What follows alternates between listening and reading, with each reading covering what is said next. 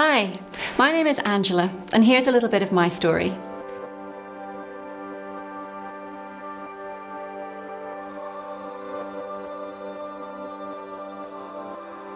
I grew up in a violently divisive community in Northern Ireland, very much on one side of the divide, and separated from the others by this huge barrier, all in the name of politics and religion.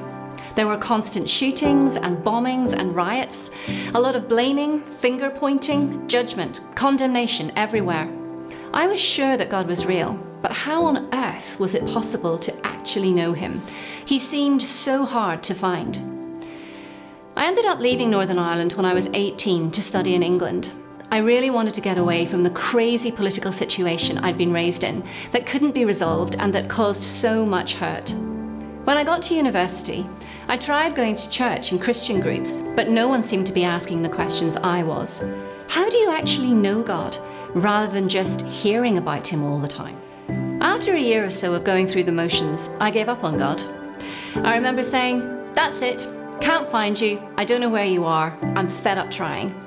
I'd give up on all I thought I should do, which seemed so exhausting, and just do what I actually wanted to do. I wanted to play sport and be with my boyfriend.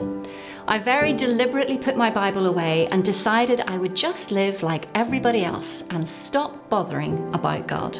What happened after that was very strange. The only way I can describe it was that I felt hounded. I couldn't eat, I couldn't sleep, I couldn't think about anything else other than that I turned my back on God.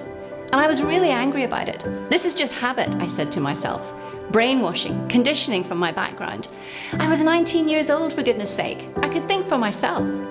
I was hundreds of miles from home and all the old influences. I was not going to be shackled by religion.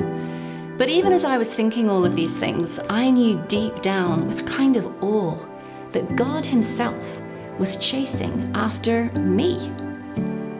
After about 2 weeks of intense spiritual battle, I gave in.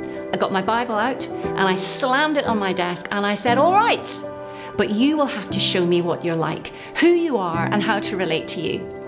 And as I looked down at my Bible, thrown open on the table, one verse on the open page jumped out at me. It was Isaiah 48, verse 14. "If only you had obeyed my commands, your peace would have been like a river, your righteousness like the waves of the sea."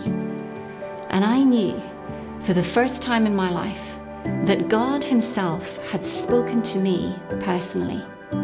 I'd always known he was real, but in that moment I was convinced that he was interested in me, in my life. I've had doubts and struggles since then for sure, but that was a turning point for me.